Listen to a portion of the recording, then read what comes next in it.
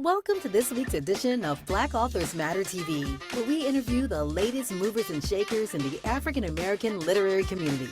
You'll meet some old friends, discover new ones, and stay abreast of the latest book developments around the country and even the world. So sit back and relax for the next 2 hours with Black Authors Matter TV co-hosts Gwen Richardson and Dr. Rhonda Lawson.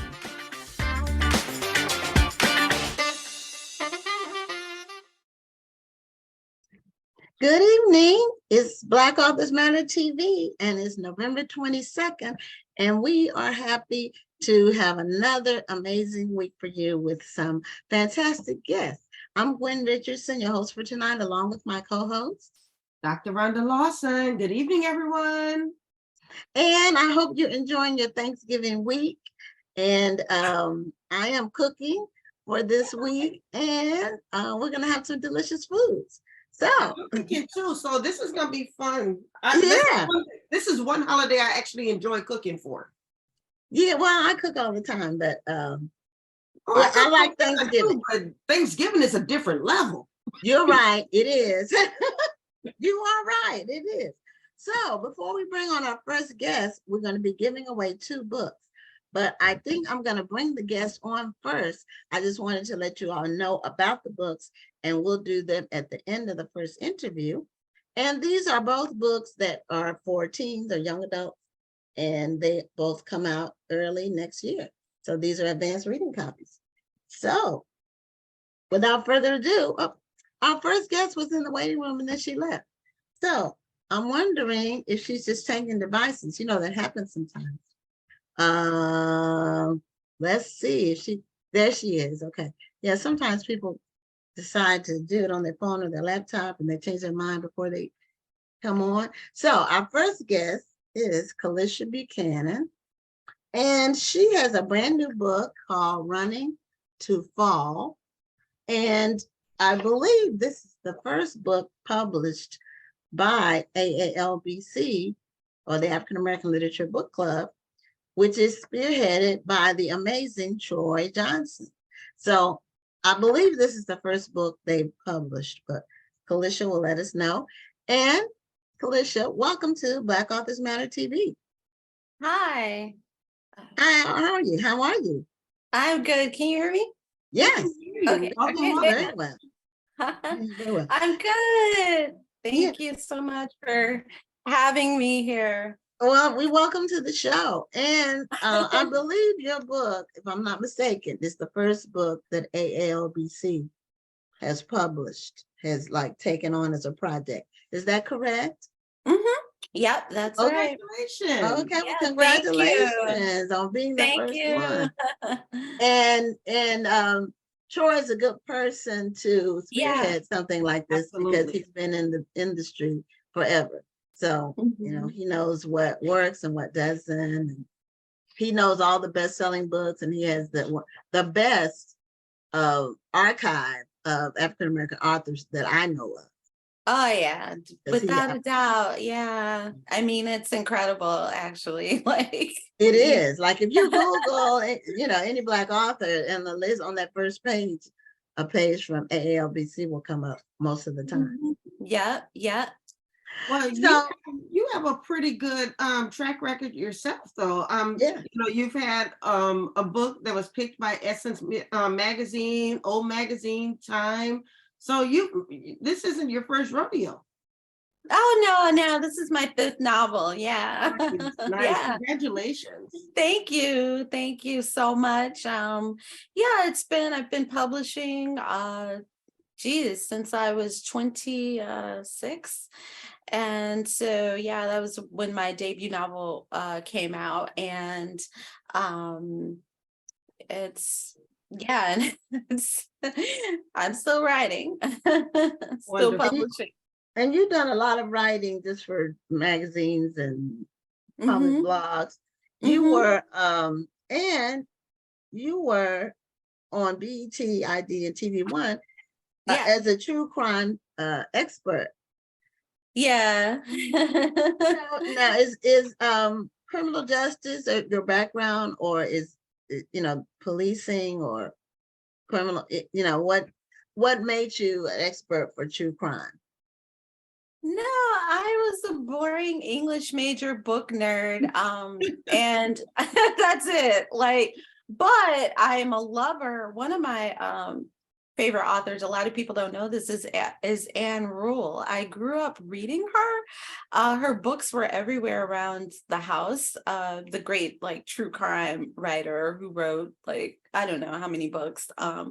And so, but in my house growing up, we were always watching Unsolved Mysteries and Forensic Files and Autopsy and, all those shows. So And you so, kind of got taken in. huh? I see you kind of got taken in by watching. Yeah, it's literally like a secret. Like, well, people that have lived with me or really, really know me know that I just watch like true crime and detective and stuff. And so, but I'm a member of a group called Sisters in Crime, and Sisters in Crime was basically producers were looking for members to speak on TV shows and to narrate kind of the psychology of the characters, kind of break down these real stories and what happened.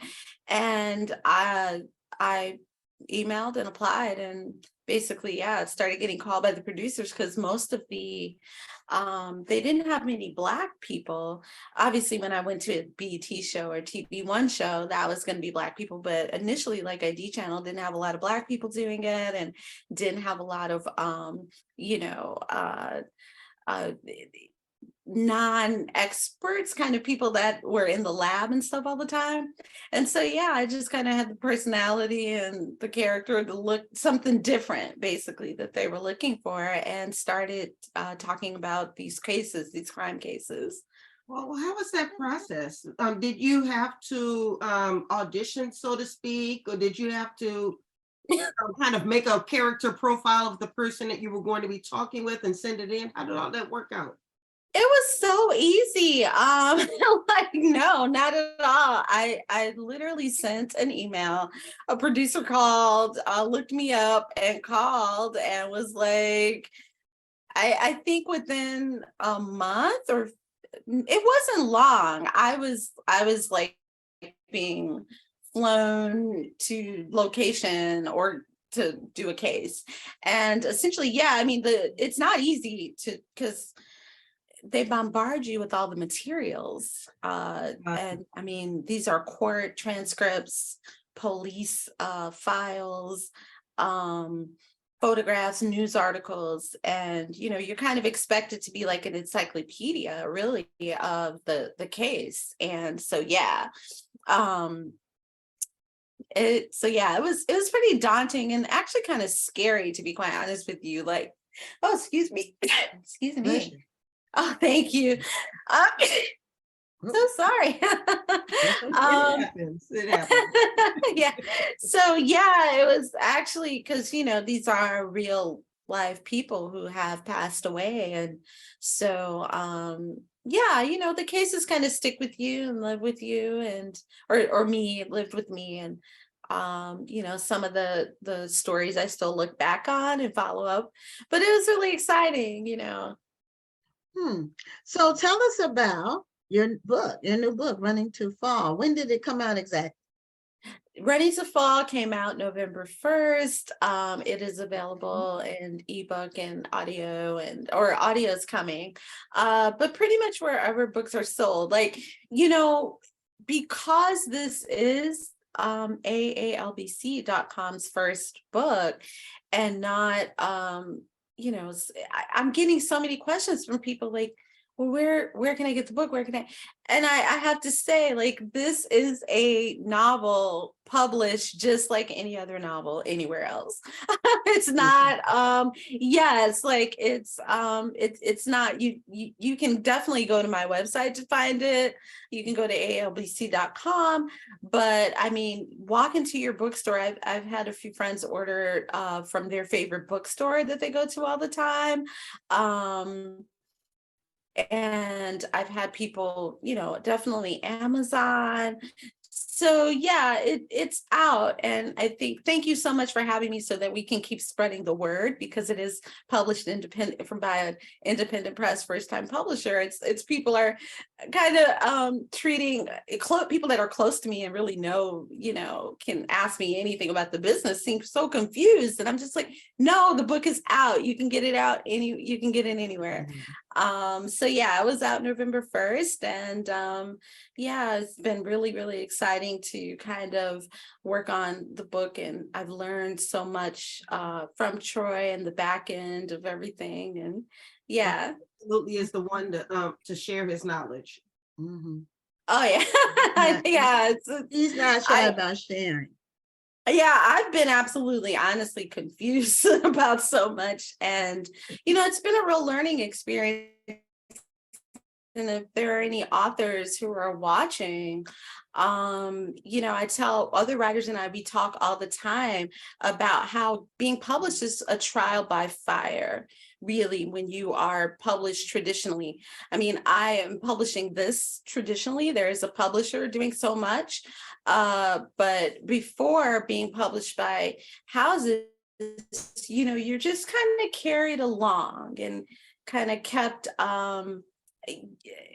you're not kept in the dark. You're certainly able to ask questions and everything, but it's like, hey, we'll call you when it's showtime, basically, or when we need, your autograph or your appearance or your travel arrangements. But in terms of what's going on in the back end of publishing, a lot of authors aren't really educated in it. And a lot of writers and I talk about how we feel that it's really kind of a responsibility for us to really tell people, all that they need to know, that this is an industry, this is a business. You don't just write your book and run off and that's it, dream come true. Yeah, that's a part of it, but it's so much that goes on in the back end to make a book successful and to have it reach readers and libraries, and in my case, past books reach schools, universities and colleges. So it's a lot going on to make that happen.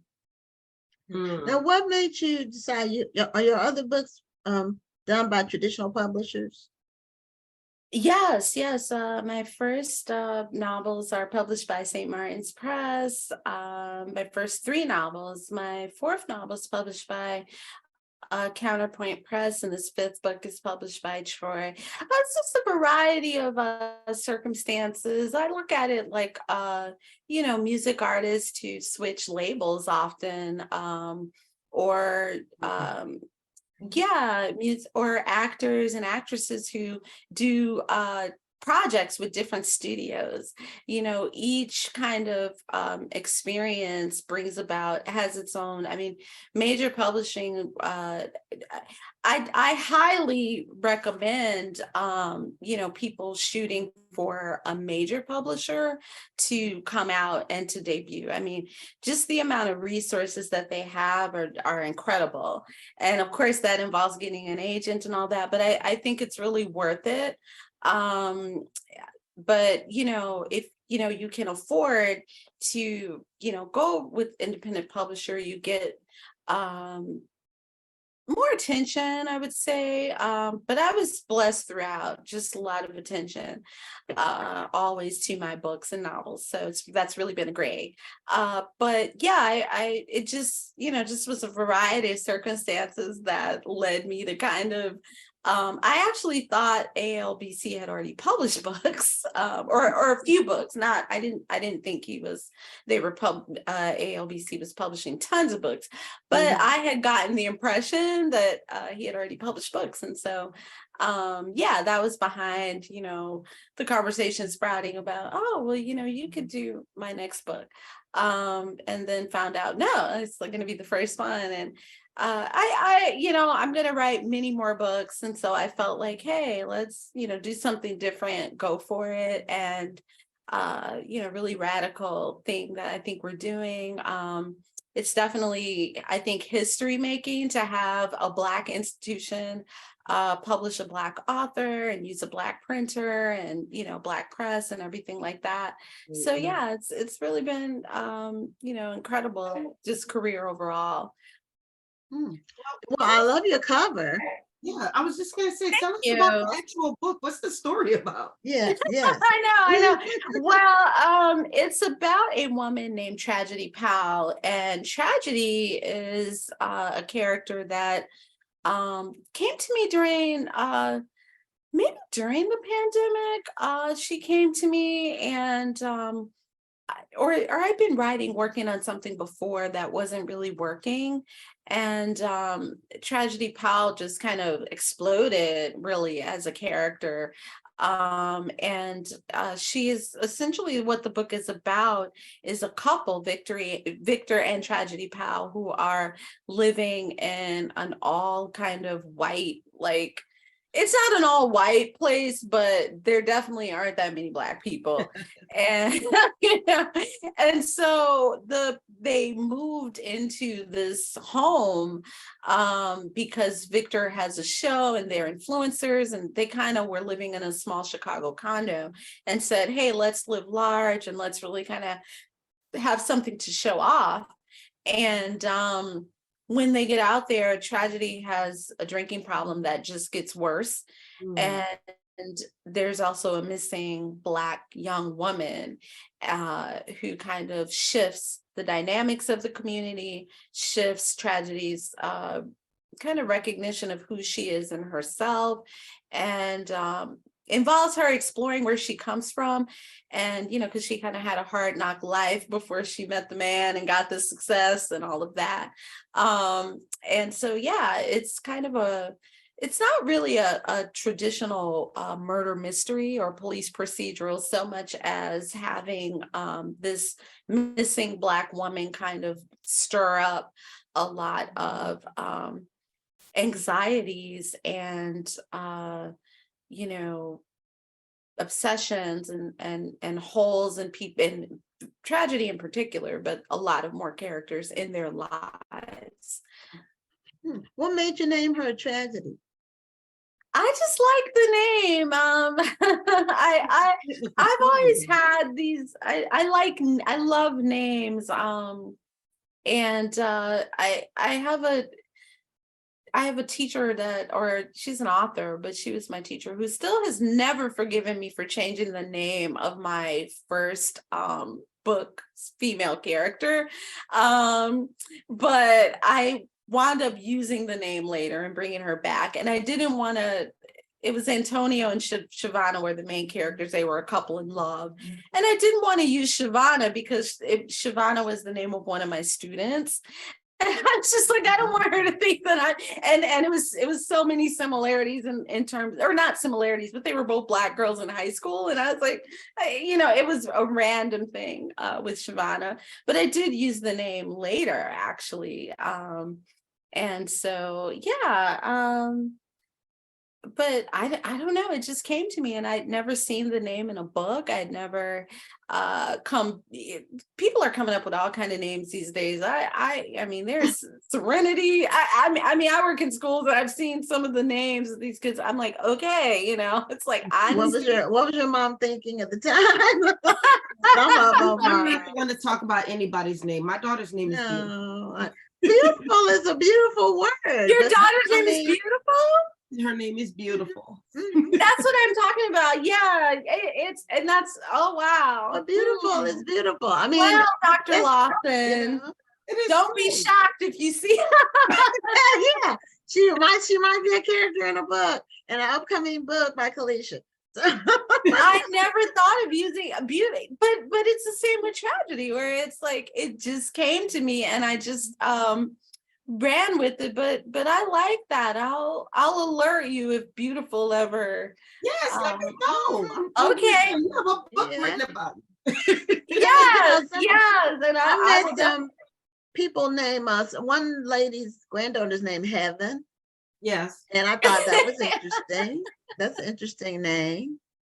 Maybe, if you want to become your name, or if you want to attach energy to your name, you give them a very positive name. Yeah. And so it could be a family name, it could be a traditional name, it could be something that you made up, a person made up. But all these, some of the apostrophes in names are curious. I'll say curious. Curious, that's the word. Yeah, curious. Yeah, they're curious. I don't know what it means, but you know, it's a lot of names now with apostrophe that's relatively new. Yeah. So, I mean, did you have a feeling that tragedy as a name for a character means that tragedy will follow her? Does she defy the circumstances that would normally be connected with the name tragedy? You don't have to tell us any spoilers or anything. Well, you know, Tragedy herself, all I'll say is Tragedy herself changed her name, and she went the opposite route. Her name was Hope. She was born as Hope. And at some point, some point along the way, she herself decided that she was going to call herself Tragedy. Okay. Interesting. Now that's interesting. So that's interesting storyline for the book. Yeah. So now, who did the cover for the book? I actually designed the cover. Did you? That is a beautiful cover. Thank you. Mm-hmm. So did you design that mug that you just picked up? No, but I do. I didn't know if you. So are you an artist? Are you an artist? I'm not, but actually for some years in Chicago, I did in the beginning, when I moved back and I was in a PhD program, I actually ran a company where I blogged and did websites and graphics. So much has changed. And it's amazing, like people are so shocked because in my regular life, I'm not like a social media smartphone like text like sending, I'm not that kind of person, but I was one of the people that kind of would help businesses to with their marketing and with online marketing and blogging and build websites and things like that. So I did that like oh gosh, it's been a long time. But yeah, so my background before I moved to New York and worked on my MFA in creative writing, I did PR and I did marketing, and so yeah, I've always been very creative. That's how you've been able to get noticed by so many of the magazines. You knew what you were doing. You had well, I've had great publicists. I really have. I have to give them my first one. Oh my gosh, for my first book, I was completely unknown.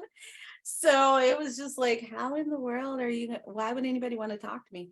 But he worked out. So yeah, I've had really, really great publicists. But definitely in terms of, it's a catch-22 these days with the internet online. When I started, which I won't say how long ago, but I was fairly young when I started. And I mean, I think it was like MySpace or that was it. Yeah, I feel like each new book for me has a like I'm gonna have to have a new book. Like the first book was MySpace, the second book was Facebook, the third book was Twitter, I think at that point. And then the fourth book was Instagram, and now it's TikTok, which I haven't even bothered to venture into at least. Like I put up like one video, I think, of my cats, and that was it. Oh, I look at cat videos, and but I don't go to TikTok. They come in my Facebook.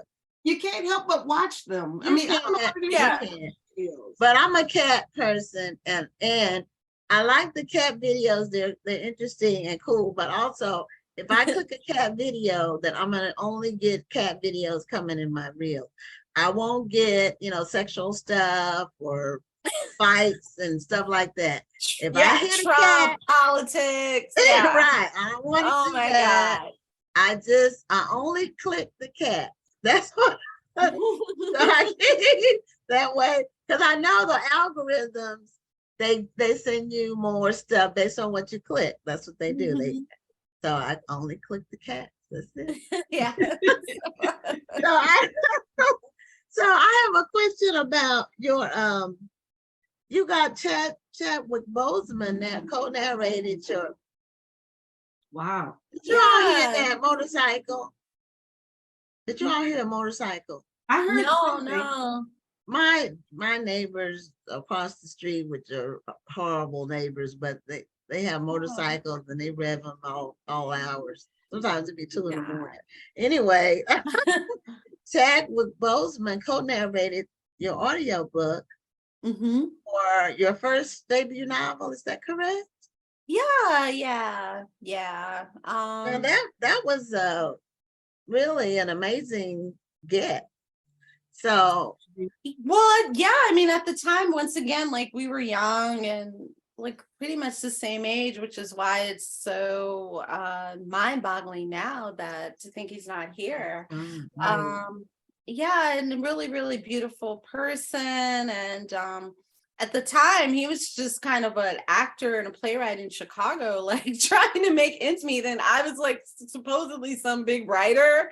And I was just like at that time, like, oh my God, because he had gone to an Oxford dramatic program and Howard at drama school. And I was like, oh my God, this is like a real actor who's gonna read my character. And when we won an Audie Award for the book, and when we were notified that we had won the award, which is, it's like the Oscars of actually audiobooks. It's a really big deal. And the audiobook has stayed even before Chadwick, moved to LA and went to, became a big movie star. Because of that award and the performances of both actors, it was Chadwick and a woman named Heather Sims. It's been a super popular audiobook for me and done really well for me. But we replied to an email to notify us of the award, and that's how we kind of got connected. It was, it's like, oh, I'm in Chicago, because I was in New York and I just moved back, and he was still in Chicago, not yet gone to New York. And yeah, just an incredible person, and very, very, yeah, it's really a huge gift to like always, have my very first novel character narrated by, just someone who was just that incredible as an actor, as a person, but the act, he was a real actor. So at the time, he wasn't the Chadwick Boseman yet. Yeah, he was still a no. He wasn't the Chadwick Boseman. Right. Okay, so it was before he blew up. That's amazing. Well, how did it feel his voice bring your story to life? I mean, not even knowing that he was the Chadwick Boseman, but just your story being brought to life by a trained actor. What was that feeling like? They did an amazing job. And I mean, we won this Audie Award, which went up against, there are much more famous books that we won that award against. Cloud Atlas, which became a movie, was one of the awards. That there were a few other big books and we wound up winning. But I mean, because the story was letters between a man and a boy and a girl for 10 years. They grew up to a man and a woman. And so they had to capture these characters throughout teenage years to almost 30. And they, we were pretty much at that age, middle 20s, and go that range. And I mean, they just did an incredible job. And yeah, I've never listened to the whole thing because I've never even read my own books once they're done. But I have listened to parts of them at times when I needed to write and remind myself I'm a writer and I can do this. So I often listen to my audiobooks just to hear my own words coming back at me, brought to life spiritually by these actors. And yeah, definitely it just was an incredible job. Well, Kalisha, we are at the end of our time, but we Oh want my to make goodness, sure. 8:30 already? I think Yeah, it is exactly. So, we want people to get Running to Fall by Kalisha Buchanan. Her name is on the screen, and the book is available everywhere. So we want to make sure that her sales are great. And yes, thank you. and when you talk to Troy, tell him I said hello and congratulations on his first book. I talk to him from time to time, so but you'll probably talk to him before I will. I definitely will. And thank you so much again. And I really, really appreciate it and look forward to, the other authors and stuff. Okay. Well, thank you. Have a great evening and a great Thanksgiving. Oh, you too. You too. Happy Thanksgiving, everybody. Okay. Okay. All right. Bye. Good night. Okay, we are going to give away these two books very quickly so we can bring on our next guest. So as I said, these two books are teen books. One of them is called On Air with Zoe Washington. It is by Janae Marks. Her name's at the bottom. See that? And the question for this book is, Zoe's birth father, Marcus, wants to open what kind of business? So answer that question. What kind of business does Marcus want to open?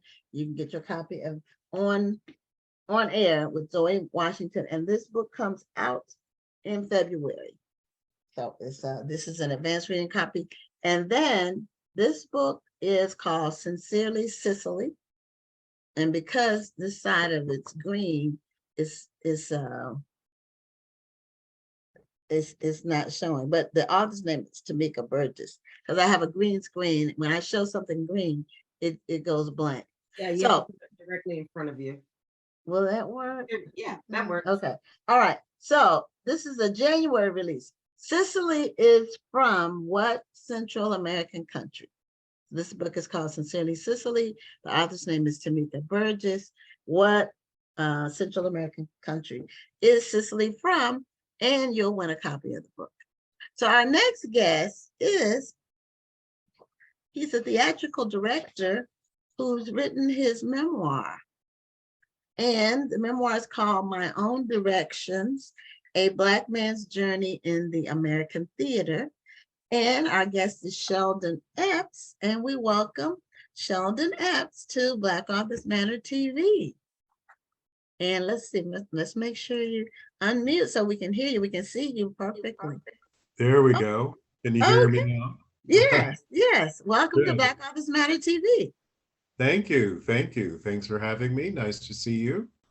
And congratulations on your book, on your memoir, on the release of your memoir.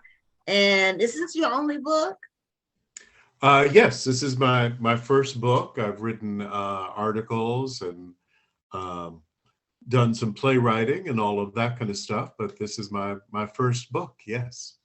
Well, I like the way you say you've done some playwriting. You've been in the theater industry for quite a while. Yes. I've been knocking around in the theater for a while. That's very humble, I might say. So, if there's something that you would like people to know about being a theater director, like just a snippet of what your average day looks like as a theater director when you are working on a production. right. Well, when I'm actually in rehearsal, the day is pretty long. You can rehearse for 7 out of 8 hours most days.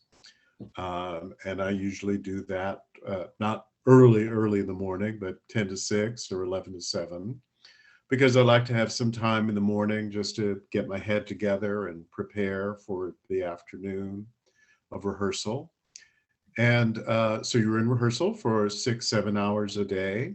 And then after that, you spend time with actors if they have issues, or designers, or the stage manager working on the schedule for what's upcoming.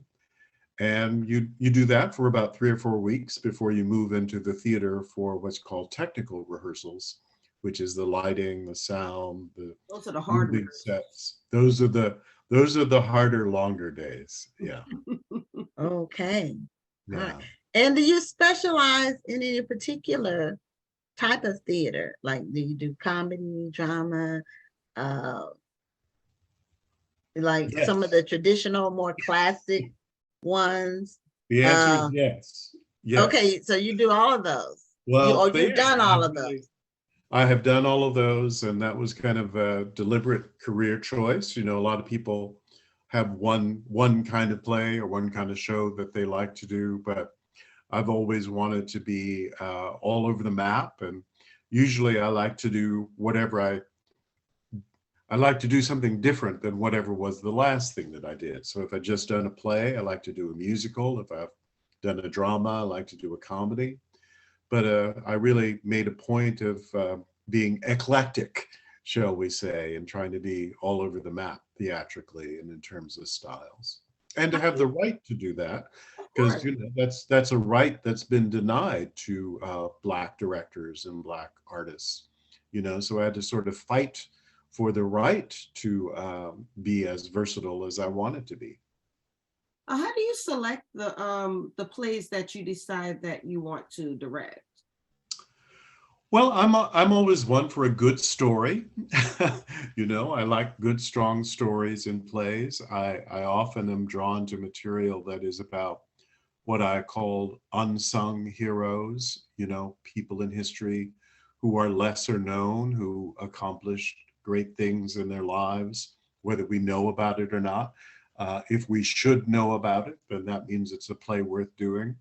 I just did a great play about a woman named Maud Callan, who was a nurse midwife in the South, in South Carolina. And it's the story of how she, cared for hundreds, if not thousands of people over the years. And finally, through working with a Life magazine photographer, was able to establish her own clinic.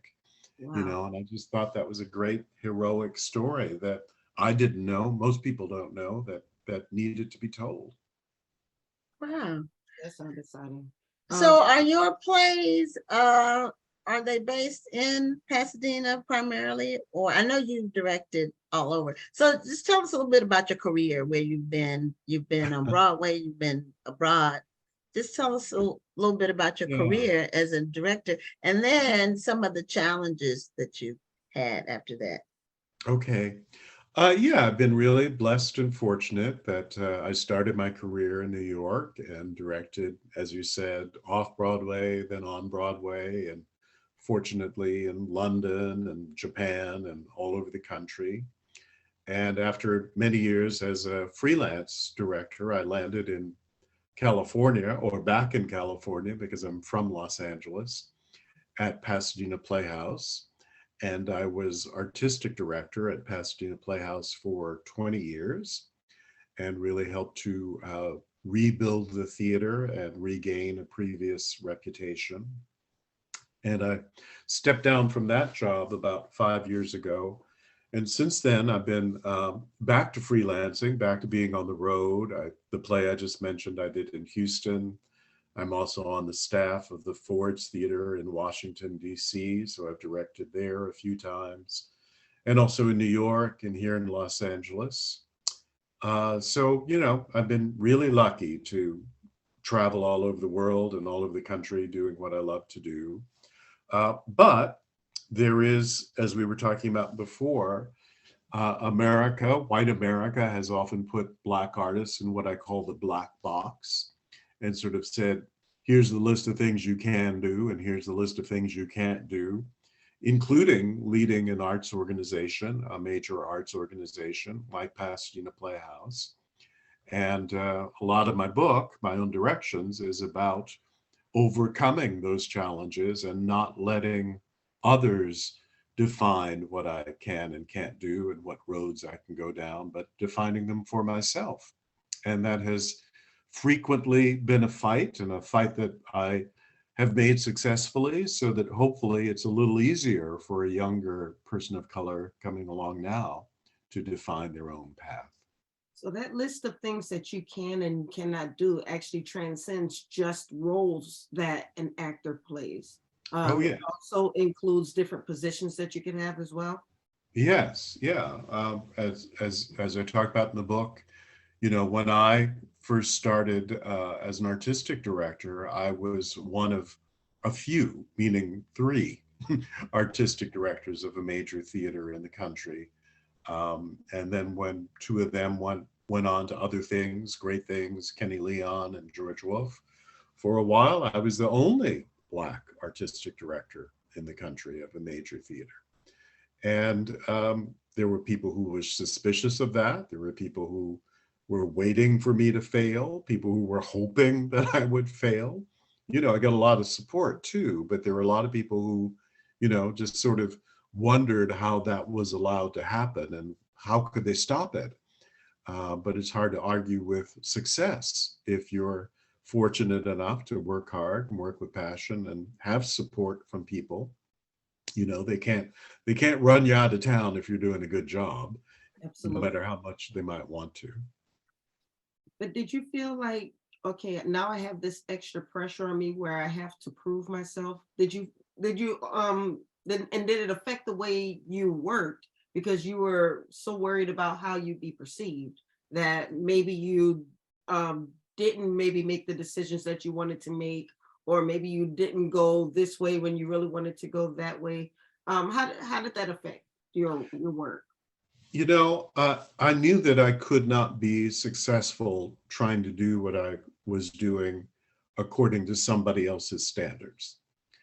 I had to do what I believed in, what I felt was right, what I felt. I needed to build that theater in a way that I would feel great about, and hopefully that others would agree with me. I knew that some people would never agree with what I wanted to do. It was very much a white theater company when I got there, and I wanted it to be a diverse theater company. Many people didn't want that.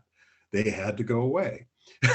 You know, so I as I said, I had to follow my own directions, and I had to have faith that that was going to be good for the theater, good for the audiences, and it was. But as you just said, there was a lot of pressure.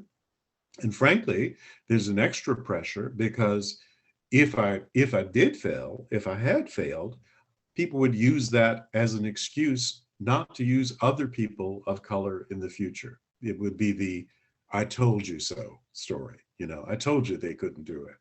So that was an extra burden, an extra amount of pressure that I had to succeed for myself, but I also had to succeed for those who I knew would come behind me, that I hoped would come behind me. That seems like a lot of pressure in itself. Yeah, it was. It I sounds don't deny that. similar to what Black quarterbacks went through for years. And Yeah, then you had the one. Yeah. And Anybody who then, was the first, anybody who right, was the one, right. anybody who was the only has carried Yeah. that on their back as well. And thank God, you know, that there were people who did that for me before I did it. So I certainly felt that responsibility. Right. Somebody has to be the guinea pig, so to speak. Somebody has to do Let's it. say trailblazer. Trailblazer. That sounds a little So, better. so tell us, do you have a copy of your book with you so we can see what the cover looks like? Do you have it? There? I can lean over and get it. Is Okay, that yeah, all right? that's allowed. That's allowed. All right, now that's a little bit more than a lean, Mr. Epps. That's a step away, huh? There you Okay. go. Okay, my own directions, the Black Man's Journey in the Immigrant, because we want to make sure when people go to order the book, they know they have the right one. So that's why Yes. we always ask people to show the covers, because Well, I'll just do this for a couple of right. questions. So you said you use the term chased by race, that there's anger that comes with being chased by race. Chased by race, years, yeah. chased by race for so many years. And just elaborate on just what you mean by that. I mean, we know what you mean by that, but just elaborate. Okay. Well, what I mean is that it's always there, you know. Gratefully, we don't walk around thinking about it all the time. We don't talk about it all the time. We do actually talk about other things, but it is always there, you know, and it's always there in big ways and small ways, you know, from the things I was talking about before, from people waiting for you to fail or questioning whether you should have a position that you have or whether you have the ability to do whatever it is you're doing, to the small things where you know, you can see a woman feel uncomfortable when you get into an elevator with her, or Mm. if you walk into a fancy store and somebody gives you that look that kind of says, well, you know, what you doing in here? You know, all of those things are with us all the time, and we have to not deny that it's there, but we just have to deal with it and press on, because it doesn't go away. You know, hadn't gone away all these years. It's not going to go away. We can hope that it's going to go away, but it has not gone away. Right. And It's not constant, but it shows up consistently, if that Yeah. makes sense. Yes. You know, and it's random too. It shows up at random times, but it's a consistently random time. And you never really know. Sometimes you can feel like a vibe when you're in something. It's a spiritual thing where you can actually feel that you're not uh Yeah. And you accepted. know, you're right. But No, then you're right. sometimes it just pops up. You're exactly right. And because we don't think about it all the time, you know, sometimes you're not prepared for it and it can take you by surprise, you know, Right. when you sort of weird thing will be in the air and you have to say, well, you know, what was that? And you say, oh, that was racism. right. You know, And it, it seems that on the outset, looking in, you would think that maybe things have gotten better. Especially, they've named a theater on Broadway after August Wilson, and just recently they named another theater after Lena Horne. And yes. so you would think that African Americans are being more accepted in the theater industry, but do you think that's more symbolic, or do you Well, think that well, things are changing but slowly? uh, I think that things are changing. I think they're changing slowly. In the words of the old Negro saying, you know, I ain't where I want to be, but thank God I ain't where I was. That's very true. Things have changed. But, you know, in terms of what you just said, uh, who has the right to make the decision to rename those theaters? Very good point. And what I mean by that, who's in the real positions of power still?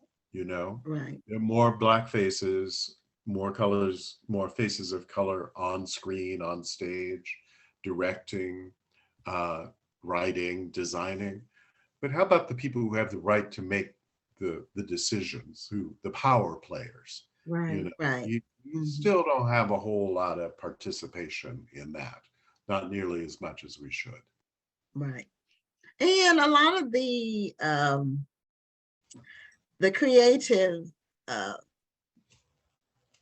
projects or products that come out of the traditional theaters, movie, Hollywood, even on Netflix, a lot of the storylines are just they're they're the same vein for the most part, a lot of them. And I personally don't like the way Black women are portrayed in a lot of these shows. I'll look at one episode and the women are always manless. What is up with that? You know, not all, but a lot of times Black women don't have a man. What's going on with this? What's and I mean I don't what are they trying to send a message or, and you know I'm gonna answer my own question, but that needs to seems like that's more than it Change. was. It needs to Yeah. change. Right, I don't right. No, like you're it. good. We need to tell you know, that's the age old story. You know, can't get a job, don't have a man, don't have Right. all And of then that. these are successful women. The successful Right, Black women that are portrayed still don't have a man. So what right. does it take? This is Well, you I know? mean, I can tell you from my own experience, it takes somebody like Wanda Sykes and Regina Hicks, who created a show called The Upshaws that I direct occasionally, where that's not the story. The story is different, that's a healthy Black family. People have livings, people work, people are in a real solid family situation, so that's what it takes. It takes us telling our own stories, maybe. And I think you're right. We've Yeah. got to be able to tell our own stories, Stories. and shape our own narratives. And we can't keep living in the past, so to speak, where, okay, maybe it was like that at one time, but Yes. times have changed, and our perceptions and the way we're shown on TV and on the big screen have to change with that. Yes. I sometimes in meetings, um, about creative meetings, but also business meetings, when we're talking about Black audiences and Black producers and entrepreneurs, I have to actually remind people there are some very wealthy people of color in America now. Yeah. You ain't got to worry about all of us that way. There are a lot of people who are doing very well and maybe better than you, and you don't want to think about that because that's threatening to you. But that is the truth. For many people, their image of who we are is an old image. And so we have to raise our voices to let people know that things indeed have changed. Well, and here's another storyline I'm sick of, and I refuse to watch another show where the Black people are selling drugs. I'm just not. We can do more than that, and we're not the main people in the drug business. So, but they keep coming up with the same black family or Black guy, a group of guys selling drugs, and it's always tragic, and it has to be tragic because this the storyline. I'm looking for something different. It doesn't have to be. That doesn't mean it has to be all Arts and clubs. niceties, but just a normal situation Right. where people are leading normal lives, and they're not selling drugs, they're not getting shot on the streets every day or dodging bullets, or I'm hoping, I keep hoping that some And other. I do think, in terms of conversation we were having before, I do think it has gotten better. But we can still tell more stories like that.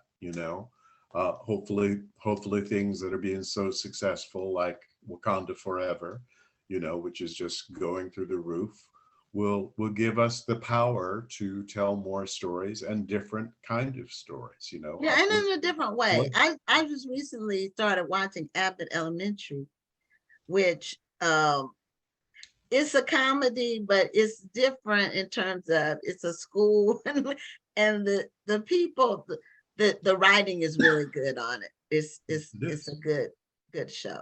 Yes, it So is. that one is different, and I'm not sure who's behind that one. Oh, I think is it Kerry Washington behind that show? Is she behind that show? Quinta Brunson is the young woman's name. Okay, I must be getting mixed up with something else. She plays the lead. The woman who plays the lead on it created the show, and she's quite a brilliant. Oh, okay. It's really, really good. So, in terms of theater, what would you recommend to someone who's young, wanting to get involved in the directing side of theater? Right. Well, the very first thing that I would say is you have to study. The theater is magical, but it's not magic. It's a craft, and it's a craft you need to learn as much as a brain surgeon needs to learn how to do brain surgery. There's a lot that goes into it. Don't let others define what you can do and what you can't do. Follow your own directions, not the directions assigned to you. Have a passion for what you do, and have focus. Sometimes I hear people wanting to be in the theater and they say, oh, I want to do this and this and this and this. Well, you can't do everything all at the same time, and not at the beginning. You have to have a clear focus and a clear path. and keep your eye on the prize. You know, it's not about the fame and the money. It's about doing well what you do well. Those things may come, but you can't be chasing that, especially at the beginning of a career. Now, along with that, because I agree with all of that. My daughter's an actress herself. But with all of that, do you suggest, because I think in this day and age, a lot of young people, they want to kind of bypass maybe community theater or the independent films because they're trying to get to the big screen or to the big stage. Do you suggest that they start at these levels and work their way up? Yes, absolutely. You know, because you get skills and you get craft and you get practice. You know, as I said, it should be in the end magical, but making it happen is not magic. So all of those opportunities like that give you a chance to hone your skills, you know, in the same way, again, to use the comparison, you know, somebody doesn't graduate from college and become a doctor. You have to be an intern and a resident. You know, you got to go through years of practice to get the right to be a doctor. And Absolutely. to a certain degree, it's the same for people in the arts. Now, the director, a lot of times the artistic director is not a household name. It's more in the background, except for, I guess, in the industry, the names are known more so Yes. than to the public. Yes, I think that's true. I mean, I had, fortunately, a lot of people on the stage of Pasadena Playhouse while I was there who publicly are much better known than me: Angela Bassett, Lawrence Fishburne, Robin Givens, Felicia Rashad, Richard Chamberlain. You know, a whole lot of people are better known to the public than me, but that's as it should be. You know, I'm the one helping to put it together so that those people have an opportunity to exercise their art. And, you know, public doesn't need to know who I am, as long as I'm doing my job and give them a chance to do what they do so brilliantly. Well, that's something that people who are thinking about pursuing the career, they need to be aware that they may not be a household name. Right. No, when I speak to young people interested in working in the arts, working in the theater or television or whatever, I say, you know, think about all of the other things you can do that the public doesn't know about. Not everybody has to be a movie star or a television star. You can have a very varied career as a writer, as a director, as a producer, as a designer, as a marketing person, you know, a development person, a fundraiser. All of those jobs are as important. The old saying, it takes a village, is very, very true. And, you know, the village, not everybody in the village is going to be a star. And again, that's okay, as long as you're doing something that helps create the village, that makes the things happen. Well, unfortunately, we have hit the end of the half hour. It goes very fast. Okay. But in the last couple of minutes that we have left, can you remind us where we can find your book? Show us the book cover again. Yes. Okay. Yeah, the book is My Own Directions, A Black Man's Journey in the American Theater. And you can get it at Amazon and also directly from the publisher, McFarland Publishing. So thank you so much. Hope everybody will read it and be inspired by it. Okay. Well, thank you already. So I'm Yeah, I going to could- read the book now. Yeah, some amazing information for our audience, and congratulations on your memoir. Thank you. Thank you so much. Good to talk to you. It was Okay, great. have a great Thanksgiving. You too. Thank you so much. Bye. Okay, good night. Okay, before we bring on our next guest, we are going to give away these 2 books. And I see some people answered the question, but I don't know who was first. And I'm gonna. Gwendolyn Hayes was first when it comes to the first question. Okay, the first answer was restaurant. So who said it first? Gwendolyn Hayes. Oh, Gwen Hayes. Okay. Yes. And okay, and then For this one, Sincerely Sicily, the answer is Panama. Who was first? I saw some Panama on there, but I don't know Okay, who was so first. I think Gwen was first answering that one too, but if we're going to go to the next person, I believe that was Lydia. Okay, yeah, I see that. Okay. Mhm. All right, so Lydia, you can win the second book. And for our next guest, we have someone who has a Facebook group, and I'm on Facebook a lot, and I'm encouraged and fascinated by people who have been able to build large audiences on Facebook around a particular interest, and they've been able to maintain them for a very long time. So this particular Facebook group is for children's book authors, for African-American children's book authors and illustrators. And it has 19,000 members. She was there, but then she turned her thing around and then she was gone. So maybe, hopefully she'll come back. But her name is Jacquita McManus, and she's the administrator of the Facebook group. And so we wanted to have her on. She's also an author, but we wanted to talk about her work with the Facebook group first, and then we'll talk about her work after that. So as soon as we can get her on camera and with sound, we will hear about her work.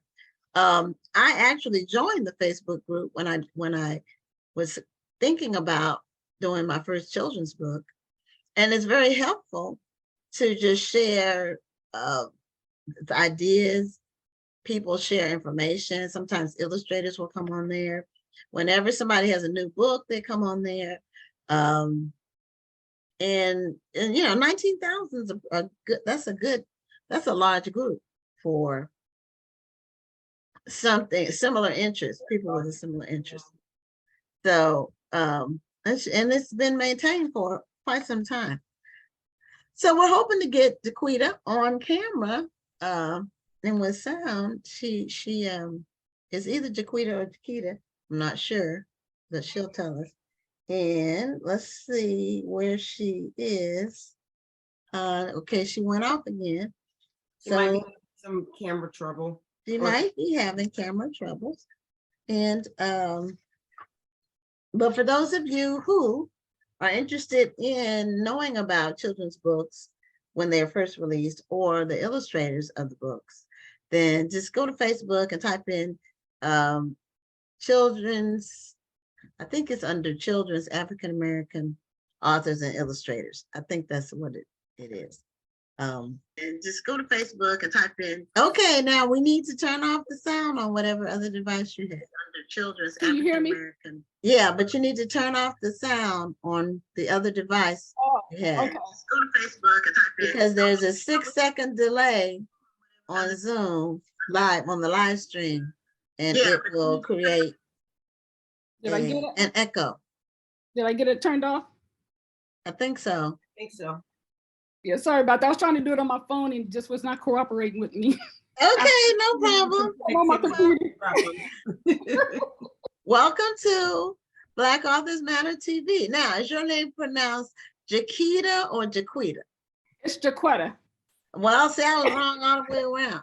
Jacquita. Okay, I don't know Jacquita, but she has an E in her name. Yes, it's spelled kind of, my mama's spelling.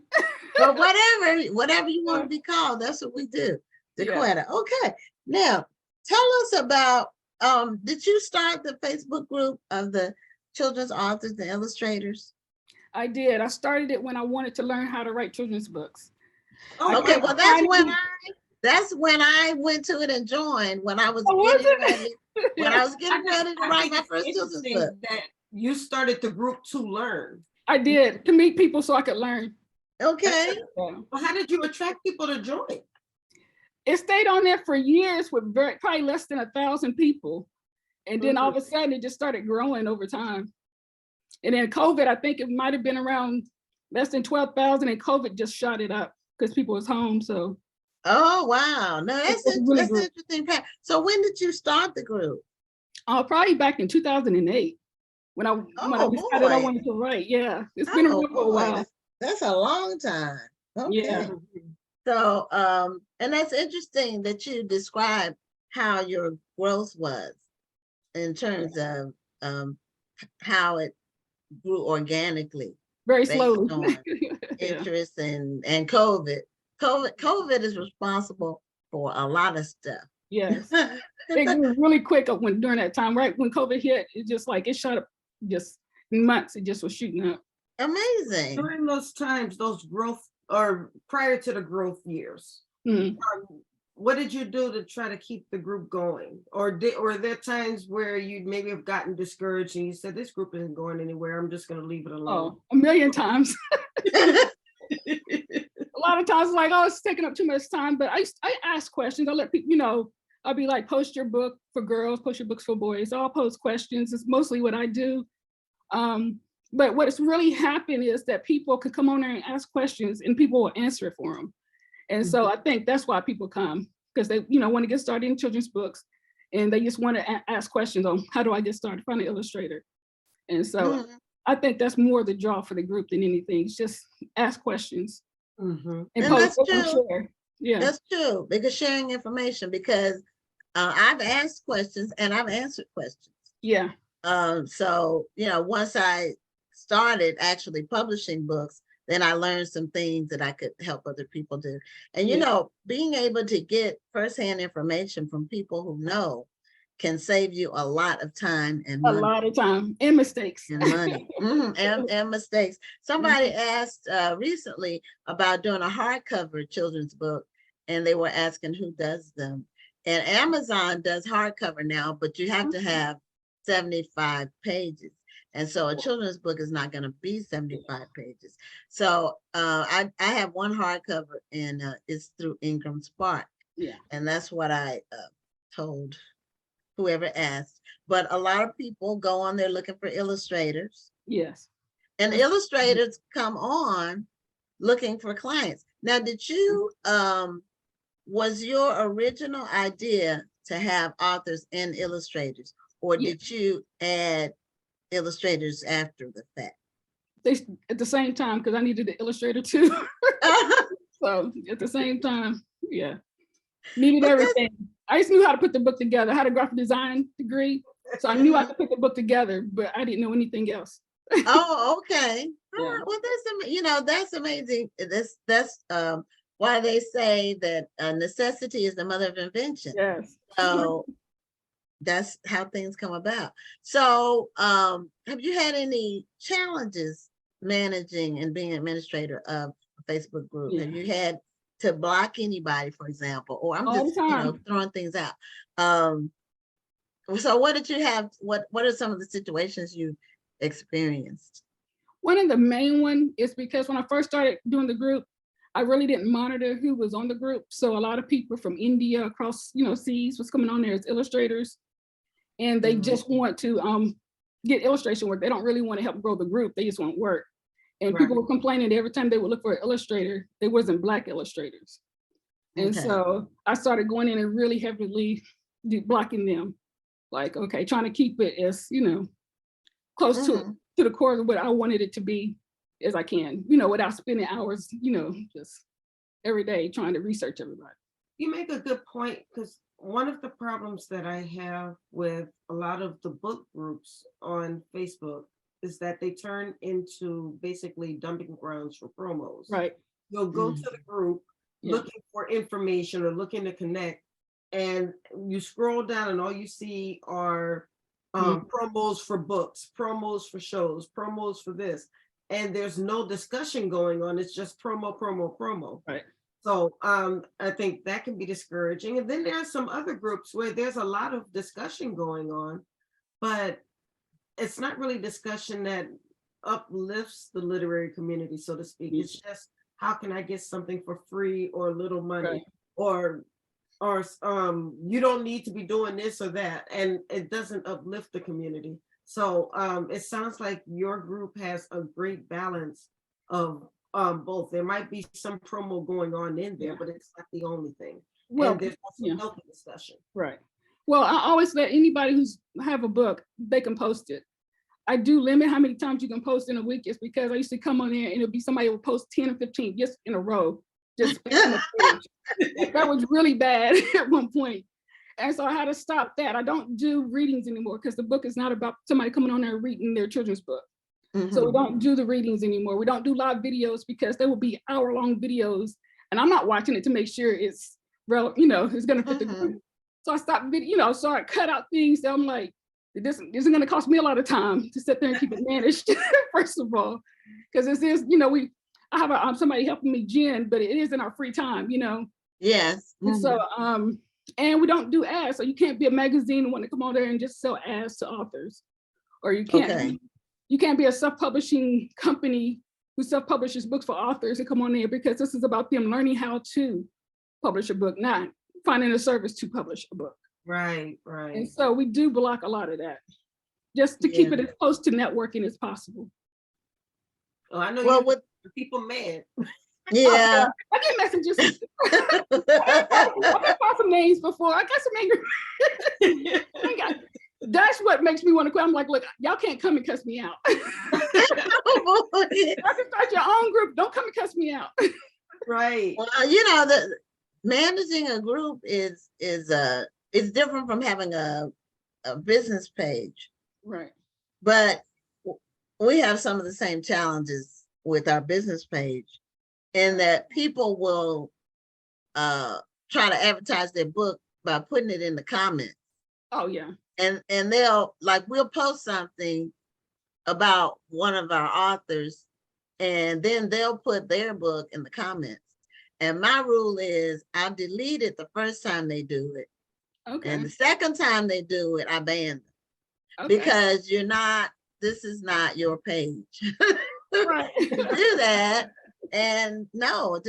So yeah. You have to pay attention, to what's going on your page, be it a group or whatever, because people will try to just like Rhonda said, it'd be a dumping ground. They just think they just are going from place to place, looking for somewhere to post their stuff, and whether it's relevant or or even good, So they could at least DM you and ask you. They were trying to be honorable. I do get people to do that, and sometimes I'll be like, okay, I'll let you post just because you asked. They could, but some people don't. And I agree with you about videos, because for children's books, a child is not going to look at an hour-long video. Right. Mm-mm. And then I don't have to read books either, so there's not kids on the group. So it's like an audience, yeah. So that's drawback from that. So now for your own books, when did you did doing the page result in you publishing a book soon, or did it take a while? Soon after you started the group. Starting the page did not impact me writing my book, because I didn't get any help at first. Okay. I would reach out to people, they would not respond to me. And I was like, okay. So I actually picked up a notebook and I just started a list of all the questions I had to find out, answer in order to publish a book. And I just started answering the questions, and eventually I was like, okay, I can do this. And so I taught myself, just because, hey, I went searching for the answers. Okay, well, that's how a lot of us did it. Search for the answers and trial and error. Right. And the thing about, do you publish? Who do you publish through? I started my own publishing company, so everything is through the company Worlds to Discover. Everything I own all the illustrations, starting to do the soundtracks for some of the books. All of it is up under Worlds to Discover. Oh, okay, Worlds to Discover. And now, who prints your books? So I started with Ingram to do the on-demand. So I'll do on-demand to test the book and to make sure I don't have mistakes, because I've printed books and have, found mistakes in them. It's a good thing I didn't do a big print run, because I got to make changes. Right, that can be costly. But now I'll go to China. I print in bulk.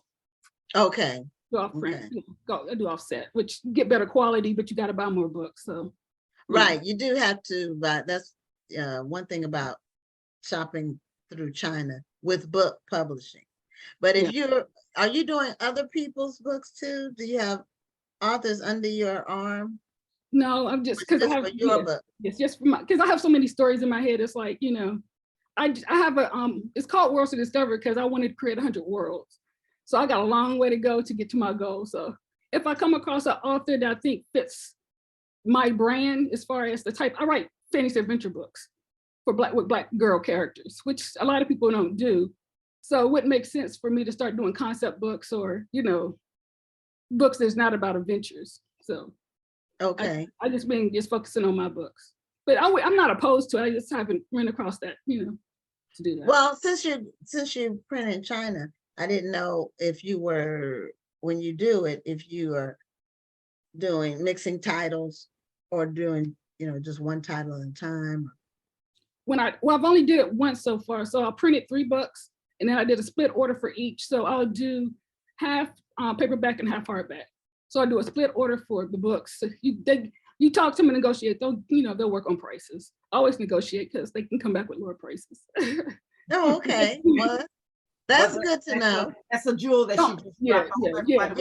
Don't take the first offer. Be like, can we do something about this? Is a little higher than I wanted to. What can we do? Ask. Yeah. So did you do research until you found the right company? I did. I reached out to I think 3 companies, and the one that I felt like was answering my questions the most is the one I went with, and she was also the cheapest because we worked on the price. Makes sense. And how many books do you have to print when you go to China? I think the minimal they'll do is 500, but I don't know because I printed 1,000 of each. Okay. So I did a bigger order. So I think it might be 255. I don't know what the minimum is. I would think 500, but I'm not sure. You keep all those 500 some books in your house? In my garage, yeah. Oh my goodness. See, Yeah. I'm not responsible enough to mail books out on time. See, they really package them well. So you get the box, but inside the box, they're actually in plastic. And so if you got a place to store them, This is Okay. true. you put Yeah. them on a pallet and stack them up. I have a place to store them. I just don't. I hate going to the post office. That's why I'm Oh yeah, mine. yeah. Yeah. Well, for some people like me, I print as I go. So I do all my books through Amazon KDP. And so if I need 10 copies, I can get that. I need 25 of this one or whatever. And I have 14 titles now. So I can do a mixture and keep replenishing, but the thing with Amazon is the price is the price. Yeah. If you order 1 copy Yeah. or 100 copies, I've never tried to order 1,000, but I'm sure it's probably the same unless you call them and negotiate. I don't know, but you can order 1 book and still get a good price enough to resell it for a decent profit. Yeah. But the difference is if you go to China, and I don't really, because it's been a while since I bought my books, but let's say a book at Ingram costs me $3.15 to print it. China, I get it up under $1. Right. So it's cheaper. You just have to print a whole bunch of them. Yeah. So it's you have to weigh. Yeah. Now, what are your how many titles did you say you had? Did I ask you that already? I think I have 7, 8 published. Oh, I got 2 of them are journal books. And so probably, 6 maybe. I got another one I'm going to put out this month, and I got 2 comic books I'm working on. So somewhere around in there. Yeah. Okay. Well, show us some of your titles and tell us what the general story line is. I got my computer, so hold on. Oh, okay. Well, I think behind you. Okay. So this is my Talib book. It's for it's an early reader for ages 4 to 8. Okay. The 3rd one would be coming out this month. So this is the 2nd one I did. Anaya is my first book. This is the first book. This is the hardcover. Okay. And so this is a fantasy adventure where she's on her journey of becoming a warrior. So it's really about, it's a character development story of her following her dreams, although she will get into some battles. And then the second book of hers is, it begins where she really gets into the battle to save her community. Now, what age group is that one? Are they the same? Is it for the age young readers? These are 9 to 12, so really more for It's 9 to 12. Is it a chapter book? Is it a chapter book? it's a short story. So one is 75, Okay. another one's probably under 11,000 words. So it's Okay. really for lower middle grade. So somebody who's a reluctant reader or somebody who just wants a quick read is really the target for that. And Okay. then I finally got into picture books, which is an adventure. Well, I And gotta say your not narrators, but your illustrators are doing a great job. thank you. Mhm. Your graphics are beautiful. Yeah, I really, because I have an animation background, went to school for animation. And I have a Oh, art okay. minor. So when I look Okay. for illustrators, I really look for movement. If I look at the illustration, does it look like they're telling me something versus just a cutout? Right. You know, Okay. and so and that's what I look for in an illustrator. Now, not all these books are done by one illustrator. Some of them are character designed by one, illustrated by another. Some of them is one illustrator, but I work with different illustrators Okay. just to get to where I need. Mhm. And my journal books are just little cute little journal books for kids to read. Okay. So those don't have illustration. Well, that one has an illustration on it. Yeah, but it's just lined Okay. in the cover. Okay. And then I have a comic book that's online for free. I try to set up my bookshelf to be inspirational, so when I'm writing, I have something nice to look at. This is a short comic book that can be found on Amazon Kindle. Oh, okay. And It's so, like with the same character. yeah, so that's when I first started trying to touch on comic books. These are actual books, chapter books. I started in the back of the second one doing a comic story. And so that's how I started getting into comic books. Oh, I did a okay. short comic story, and now I'm going into full-fledged comic books. And so Okay. Well, good it's for been- you. That's yeah, just something that's in demand. Now, with your group, how has that helped you, or has it helped you? Having the group, has it helped you as an author with your own work and your projects? it's helped me a lot with networking. Like I've had people contact me. I've had a lady that was on there, she wants to pitch me to PBS. So she's like, send me your books. I'm going out there. I'll pitch you. She's like, they got your book. Hopefully one day they'll call you. Wow. I've had people want to it's more networking, have me come and interview, do talk about character, because I'm really big on mechanics of writing, really big on the what makes a good strong character, what's good plots, building the structure up. So people invited me to come and chat about that. So more networking, yeah, it really helps with networking. Well, that's good. It sounds like you have a great network in this group. I think people willing to help. It's a lot of people out there who just wants to help build a community, because we're so low in numbers as far as nationally how many Black children books out there, especially written by Black authors. So people want to build that up. So I think it's people just come to one. I know one lady contacted me, and she writes educational stories for children in school. So they do like simple stories, and then they do lessons about it. And she's like, can I come to your group and find people? And I'm like, sure, if you find somebody on there, go right ahead and message them. I don't know who she messaged or how many, but people will contact me for stuff like that. Well, shoot, I don't even write children's books, and I'm coming to your group. Now, do you know the percentage or the proportions of people? Because I'm thinking 19,000 people.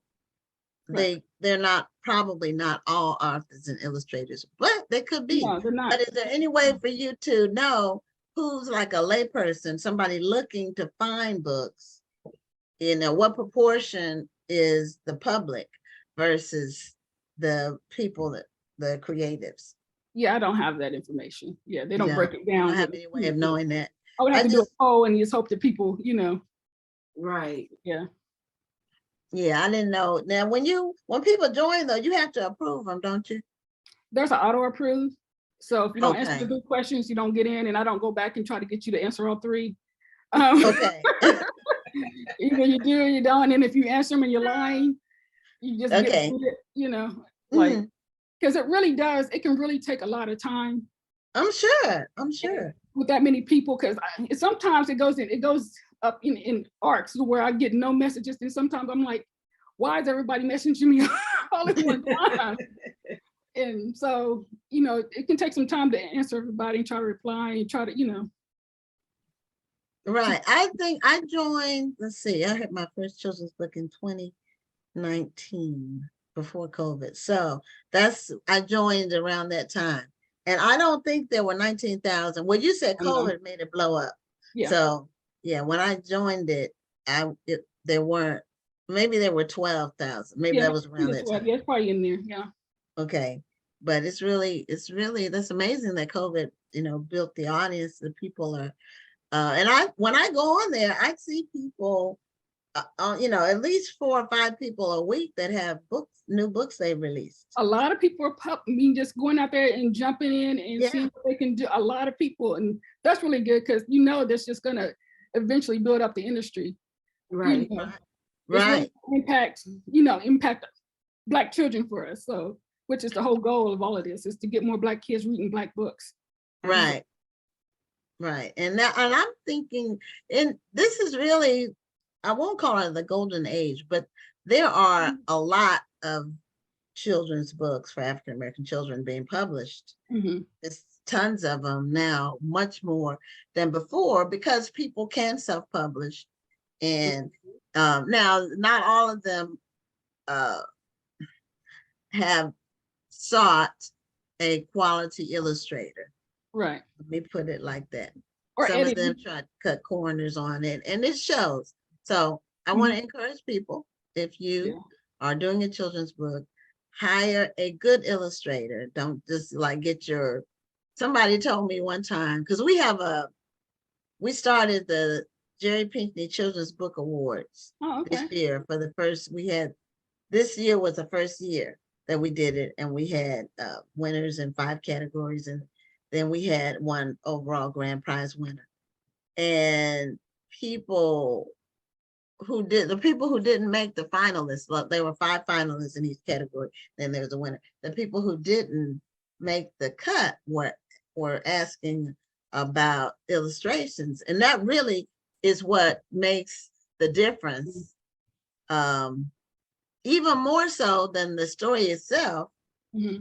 Because if your illustrations are not good, I won't say bad, but if they're not good, you automatically get kicked out. Even you could have had a good story, but if you didn't, you know, invest in a good illustrator, then it's not going to compete with all the other ones that did.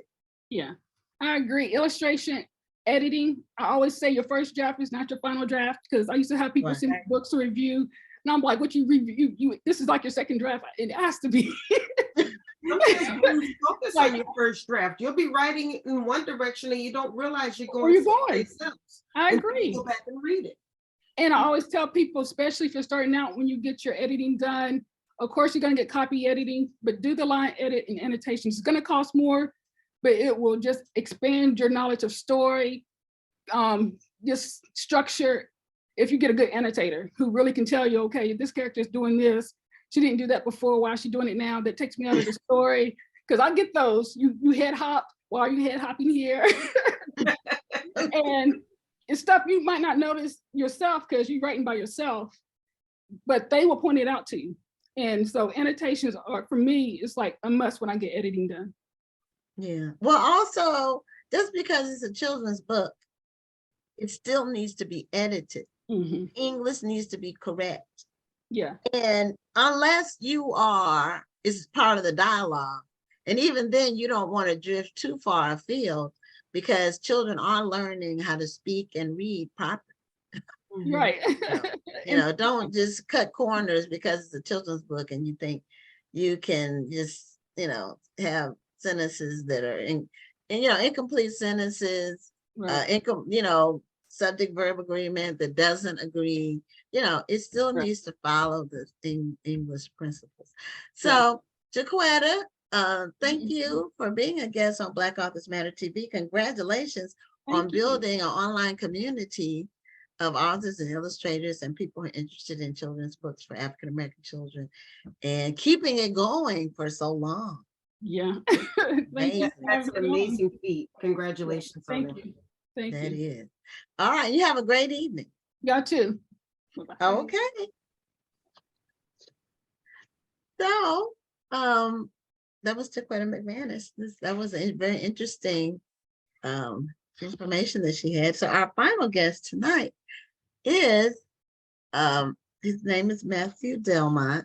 He is a professor, I believe, at Dartmouth, and he has a new book out called Half American: The Epic Story of African Americans Fighting World War II at Home and Abroad.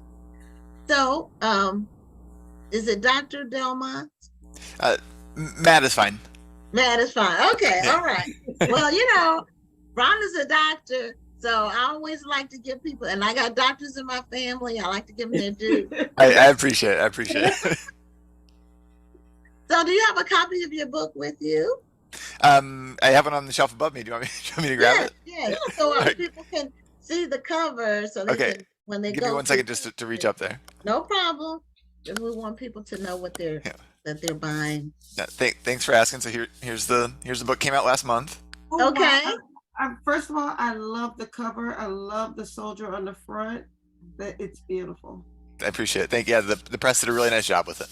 Yes. Oh, and that's a formation on the other part of the picture, isn't it? It is. Yeah, it's a group of Black soldiers in formation with an American flag, and so it's both the kind of collective experience and the individual experience of the Well, as soldiers. a veteran myself of 23 years in the U.S. Army, I thank you for this story. Oh, thank you. I appreciate your service. Thank you.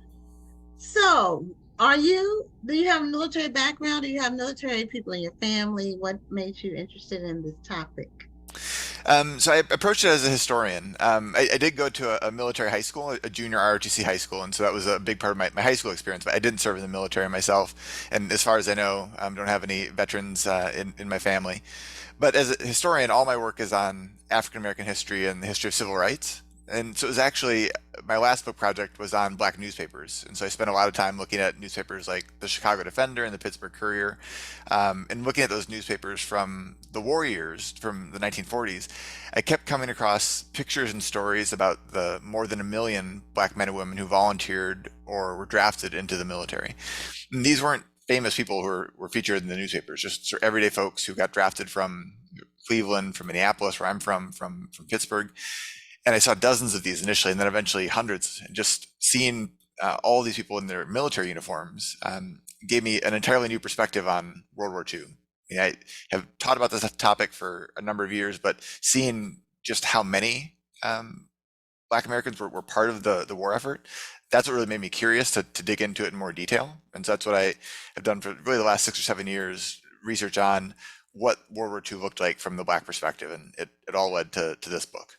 It's very interesting that you even chose to study this, knowing that you don't have a military background, you don't have a military family, but you did go to a school with JROTC. What was it that even attracted you? Was it just wanting to do this research, or was there one spark that made you want to read more on it? Yeah, I think for me as a teacher, I've always taught about the history of World War II, but trying to share with students the experiences of what World War II meant for Black Americans, there just wasn't one good book that I felt like captured the entirety of the story. Obviously, there have been good books on the Tuskegee Airmen and other specific units, and there's lots of good work on the civil rights movement during the war years. But I wanted a book that would really bring together both parts of those stories: the military history aspect in all its components, and then what was going on the home front as well. Both parts of the double victory campaign, the fight to get victory over fascism abroad and victory over racism at home. And so for me, it was just historical curiosity as a professor, trying to get a sense of what stories haven't been told yet about this history, and how can I make those stories hopefully come alive for readers today? I'm sure. I really find it to be fascinating. I'll tell you how, well, two things that made us aware of your book. Yeah. Our company has a longtime client, and we don't need we don't do book retailing anymore. But I have one client that's been with our company for 20 years, and we order books from her. And she's an avid purchaser of books for herself and other people. And she heard, I think it must have been on PBS or NPR, or she heard about this book, and she ordered the book.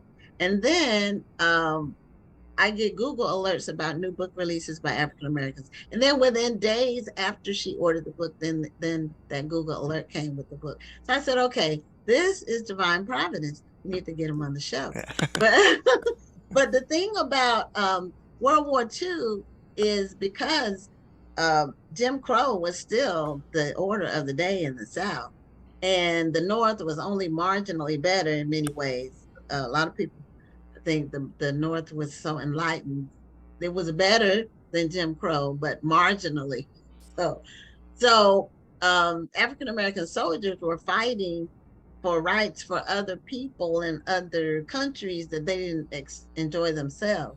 So it really took, well, you tell us about that part of it. Yeah, I mean, exactly as you're saying. I mean, the reason I titled the book Half American is that it comes from a letter that a man named James Thompson wrote to the Pittsburgh Courier in 1941. James Thompson was a 26-year-old from Wichita, Kansas, and he writes this letter in which he asks, "Should I sacrifice my life to live half American? Is the America I know worth defending?" And that phrase, "Should I sacrifice my life to live half American?" It just really stuck with me, because it was such a profound question. Because as you're saying, he can look around Wichita, Kansas, and he knows the entire town, the entire state is segregated. Any Black American in the South, in Chicago and New York and Los Angeles, they see the reality that they're not being treated as first-class citizens. They're being treated, as Thompson said, as half American. He writes this in December of 1941 after the bombing of Pearl Harbor, because he knows that he and other Black Americans are about to get drafted into a fully segregated military and are going to be asked to fight for and potentially die for a country that doesn't yet treat them as equals. I think that's such a powerful sentiment that he expressed, because it was something that was on the minds of all Black Americans at the time. I think as they're sort of thinking about what it meant to help fight with a country that's claiming to be fighting for freedom and democracy, when that same freedom and democracy isn't actually available at home. The Pittsburgh Courier obviously uses Thompson's letter to launch a double victory campaign, and so for me, the title Half American is meant to kind of open a window into that time period. Do you also maybe delve into some of the lesser known Black soldiers? For instance, the Wereth 11, who was massacred in Belgium, taken into the woods, killed by German soldiers. Nobody ever saw them again. And a lot of us, I was an adult, almost about to retire from the Army before I learned their story. And there are so many other stories like that people are just not hearing a whole lot. And we only hear about the famous names. We hear about the Tuskegee Airmen and so forth, but we don't always hear many of the names that were a part of the Tuskegee Airmen. Yeah, thanks for asking about that. So thinking about Tuskegee Airmen, one thing I didn't realize until I got into the research for the book is that at that air base in Tuskegee, Alabama, there were hundreds and hundreds of other personnel who were there beyond just the pilots. There were dozens of Black women who were nurses at the base. There were ground personnel, mechanics. There were meteorologists, people who had science training from MIT and other institutions who did the weather reports to make sure it was safe to go up in the air. And so there's this whole world of Black excellence that takes shape at Tuskegee that I want to make sure was in the book. And then, as you're saying, a lot of the most important units in the war did a lot of the kind of behind the scenes, unglamorous, but really vital work to help win the war. Groups like the Red Ball Express truck convoy, who helped move supplies across France and Germany after D-Day. This was a group of almost all Black truck drivers who drove trucks 24 hours round the clock, moved 400,000 tons of ammunition, gasoline, and other supplies. And it really made it possible for the American forces to be able to move into Germany and to be able to defeat Hitler.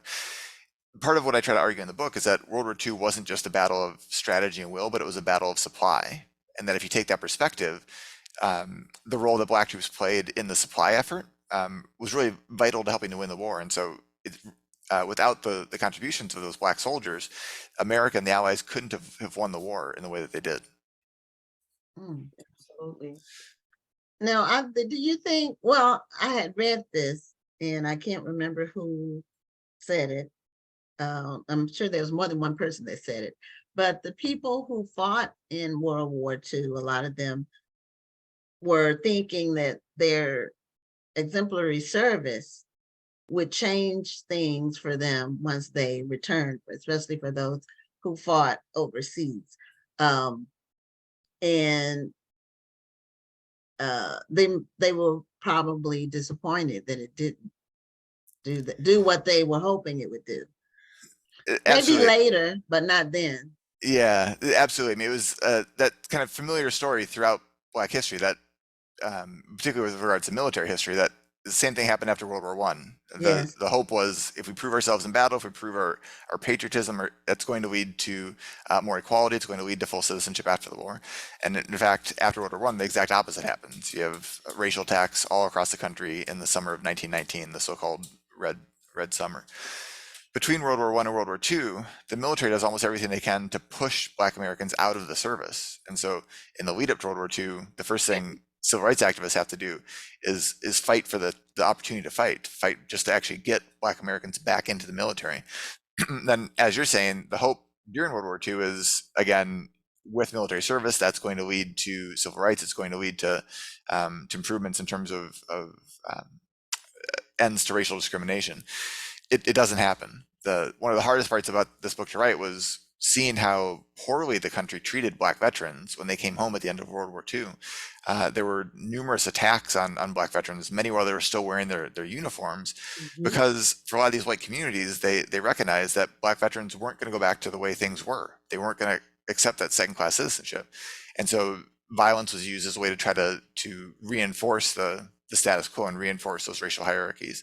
I think one of the good things we can say is that whole generation of Black veterans came back and went almost directly into the civil rights movement. And so the way one veteran put it was they went from fighting in the European theater of operations to fighting in the Southern theater of operations.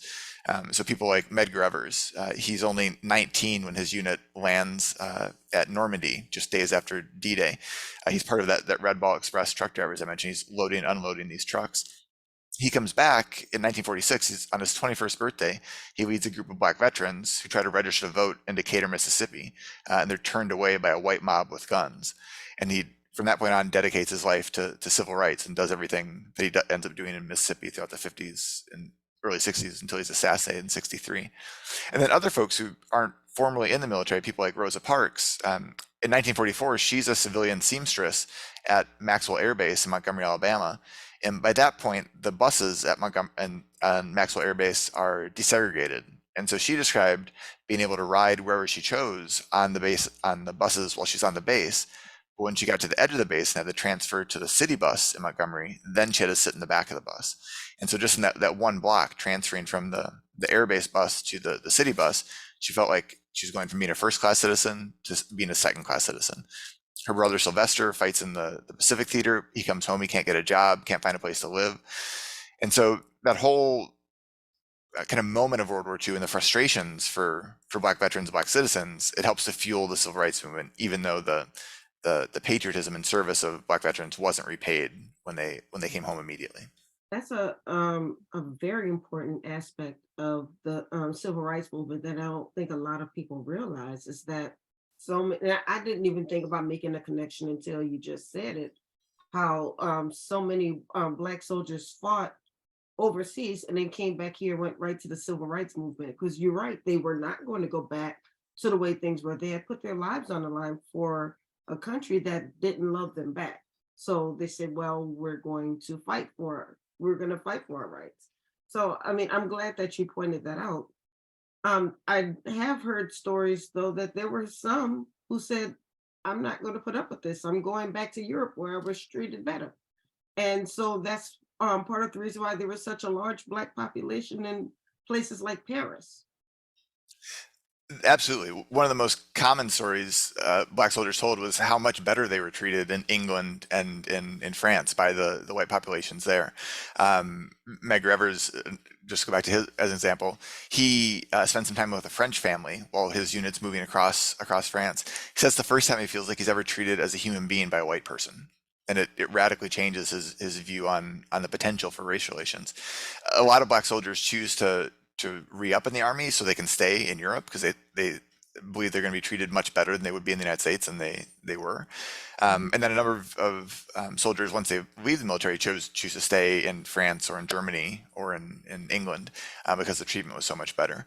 One of the sort of interesting parts of the story and kind of frustrating parts is that during the war, when white American soldiers saw how well white Europeans were treating black soldiers, they were really upset by it. And so there ended up being a lot of conflicts between white American soldiers and black American soldiers in Europe because white American soldiers were trying to bring Jim Crow racial policies to Europe. Trying to not let them drink in the pubs, eat in the restaurants, dance with whomever they wanted to. And so there were actually a number of altercations and riots in Europe between white and black American troops. Now, when you tell the story, how do you organize the book? Do you basically have it the beginning of World War II, end of World War II, or do you start further back to bring people up to speed where the war begins? Yeah, so I start the story in the 1930s with the Spanish Civil War that starts in 1936. And the reason I do that is I tried to follow the sources. And so I mentioned I spent a lot of time with black newspapers.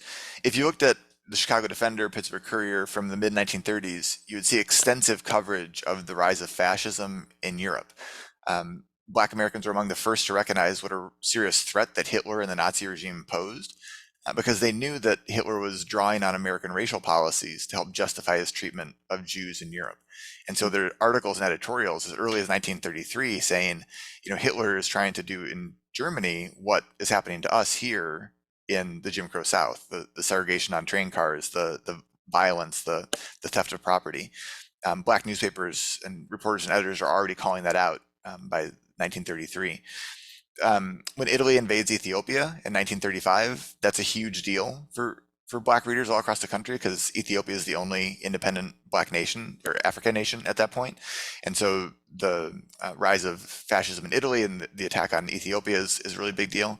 And then the Spanish Civil War, when General Franco and his fascist forces take over Spain, there are actually 80 black Americans who volunteer to go fight in the Spanish Civil War. They've never been to Spain before, but they're so upset about the rise of fascism in Europe that they choose to go fight in Spain, including a woman who's a nurse from Harlem named Celeria Key, who is 23 years old. She uproots her life and goes to be a nurse in the Spanish Civil War. Langston Hughes, the famous poet and writer, he travels to Spain as a war correspondent for the Baltimore African American to report on these black volunteers because he's just fascinated by the fact that you'd have these volunteers go to fight in Spain. And so the reason I start the book there, that's the first chapter, is that when you look at the war from the black perspective, it really starts before Pearl Harbor. That already they're saying that the Second World War has started because they're looking at what's happening in Europe, and they recognize that fascism isn't going to be just a European problem, but it's already in the United States in the form of Jim Crow. And so it's important it was important for me to start the book with the Spanish Civil War in the 1930s, and then talk about the efforts to try to integrate the military, talk about A. Philip Randolph, the March on Washington movement of 1941, and all that sort of leads up to Pearl Harbor. So there's all this really kind of exciting activism going on in the years before Pearl Harbor. Oh boy. I haven't looked at the question, but Rhonda, you acted like you had a question. So No, go ahead. Okay. You talked a lot about the information you got from the black newspapers, and you said your previous book was about the black newspapers. What was the title of that book? So that book was called Black Quotidian, Everyday History in African American Newspapers. And it's a digital book that was published by Stanford University Press. And so if listeners or viewers were to Google blackquotidian.org, you can find it. It's open access, absolutely free. And what I tried to do for that project was go back and find one article from a Black newspaper for each day of the year, and then write a short kind of post about it, to try to, is in part of the effort to try to get myself and my students to move away from just thinking about Black History Month, but thinking about Black History Year, think about all the different stories we can tell from Black history. And so if you go to the site, you'll find articles from each day of the year, and then some essays that kind of try to situate the history of Black newspapers, the history of Black History Month, and then how to navigate the site. Okay, because we've had several authors come on that have historical books, and they all refer to the Black newspapers as an excellent source of information, because our stories weren't told in the white press unless it was something negative or something related to some crime that affected white people for the most part. So if you wanted to know about the culture and the things that were going on historically, what year was the first Black newspaper? Do you know what year that was? I should know the answer Around to the that. time, not the exact year, but around the time. So I think 1828 is what comes to mind. Oh, that far back? Yeah. It's called the Amsterdam in New York. So there's the Amsterdam News in New York. There was, I want to say, I'm going to mess this up. I want to say it was the Freeman's Journal in 1828. But there were a number a couple that showed up before the Civil War, and then after the Civil War, basically any community that had any sizable Black population, they established a church and they established a newspaper. So they're large and small papers all across the country. So what is the average level that you're teaching at Dartmouth? Are you students freshmen, sophomores? Yeah, so I'll usually get students from all four years. I'll have some classes that are more introductory classes, where it's mostly freshmen and sophomores, and then some more kind of upper division classes with juniors and seniors. We don't have any graduate students in history or in African American studies here at Dartmouth, so it's just undergraduates. Okay. Do you find that they're often surprised at what they're learning in your courses? Because I think that often, even though I went to a number of predominantly Black schools when I was in high school, there were certain things I didn't learn until I got to college. So have you found that to be true of many of your students as well? I have, yeah. In part of my job, hopefully as a professor and historian, is to try to surprise the students, teach them things they don't know. But one of the kind of interesting things about teaching Black history right now is that, and because Black History Month has been successful, almost all my students will know something about Martin Luther King Jr. and Rosa Parks, right? That's the one thing I can count on. And it's gotten to the point where they feel like they already know everything about him. And so like they'll be in my class and be like, oh, Prof. Delmont, we don't need to know anything more about MLK or about Rosa Parks. I'm like, hold on a second now. Like, do you know that Rosa Parks spent more of her life in Detroit than she did in Montgomery, right? Like there's so much more of those stories. And so it's always trying to find a way to work with like what the students do know and try to build on it. But then there's so much, I mean, that's the lovely thing about history. There's so much there to discover and to understand. Right. And so what I try to do a lot of is try to expose students to the primary sources, try to get them to look at these archival sources or look at the Black newspapers, because then they can get kind of lost in the in just all the historical data, and they can make their own connections and find things that they might not have known they were looking for, which I think is so important. And to circle back to the really good point you're making about how Black newspapers covered Black communities in ways that the white press just did not. What I love about Black newspapers, I mean, which are still obviously with us today, is that they covered every aspect of Black life, that it wasn't just civil rights protests, or wasn't just martyrs and when people got killed. They were covering many of the society. Right, the culture. We would see old newspaper clippings of our sorority when we were first founded, or when a new president was installed, or even a cotillion. This is what they were covering. So it showed the beauty of our culture and not just the newsworthy facts. Exactly. That's exactly why I created that last project, Black Quotidian, because students need to know that, right? They need to know about the debutante balls and the dentists, right? The professionals, just the everyday folks, right, who've made Black history. That's where I worry sometimes. If you focus just on the newsworthy moments or the crisis moments or the iconic figures, you lose that sense of sort of everyday life and everyday culture and joy. I think that's been it's so important to make sure students, both Black and white students, and Latinx students and Asian American students, that they understand that when they're thinking about Black history, they think about the entirety of it, not just a handful of moments. That's true, because my father passed away in January of 2020. No, 2021. I'm sorry. He passed from COVID, but my mother, who passed away in 2002, she kept every article and my dad was a pastor. He was very prominent. He was active in civil rights. He traveled the world doing missionary work. So he did a lot of things. But my mother kept like a scrapbook of all the articles that were written about him in the community newspapers, which I hadn't even seen them until because I'm a writer, I was assigned to do the historical portion in the program. And so I was really able to capture his life from his early years, like integrally. That's amazing. But it was from the articles from the Black newspapers that my mother had clipped and kept when he was installed at different churches, when he had a church anniversary, even when he went overseas, the Black newspapers covered it. So the Black newspapers really are the history of our people in America. Yeah, that's amazing. And just to circle back to World War II, one of the things that was really powerful for me is sort of beyond Langston Hughes as a war correspondent, other Black newspapers had their own war correspondents. So these are people like Roy Otley and Tres Van Anderson, and they were embedded with the Black units. And so during the war, they're reporting on the really important work that Black troops are doing, that if you looked at the New York Times or Chicago Tribune or one of these white newspapers, you would have no idea that there were 1 million Black men and women who were serving in the military. Right? It's only when you get to the Black newspapers and these Black war reporters. Right. But what's really powerful is at the end of the war in 1945, they were writing things like, America couldn't have won this war without us, but we're already being written out of the story, right? That they already saw this was going on in 1945, that when Life and Time and the Collier's, these other white magazines were publishing their books on the history of the war, they had 1,000 pictures and no Black people in it, right?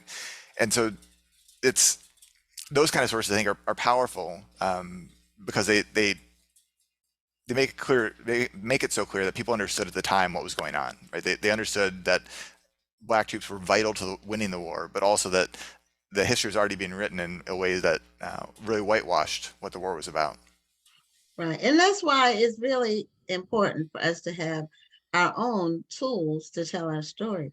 And it changes based on the era and based on technology, but that's one of the missions that we have for this show, that anybody who's publishing books, new books that get released that are by African-American authors or with the theme, this is a place where people can come and learn about them. And it's weekly, so, and there are books coming out all the time, so it's information. So show us again the cover of your book, so people can see it again and see, because Rhonda is ex-military, she knew that was a formation. See, I couldn't see I couldn't tell what. I couldn't really see what she saw. But it's a beautiful, really, really nice cover. Thank you so much for having me on the show. It sounds like it's some amazing history. And as a history lover, I have to get a copy myself and share it with other people, because it sounds like it's just very interesting information. Yes, thank you for what you're doing for keeping our history alive too. Oh, thank you. I appreciate you having me on the show. It's a great it's great to have a chance to talk about books and talk about knowledge and history, and so we really appreciate the time. We can nerd out on this for a while now. Thank you so much, and you have a great Thanksgiving. Thank you too. Yeah, have a good holiday. Okay. Take care. All right, bye.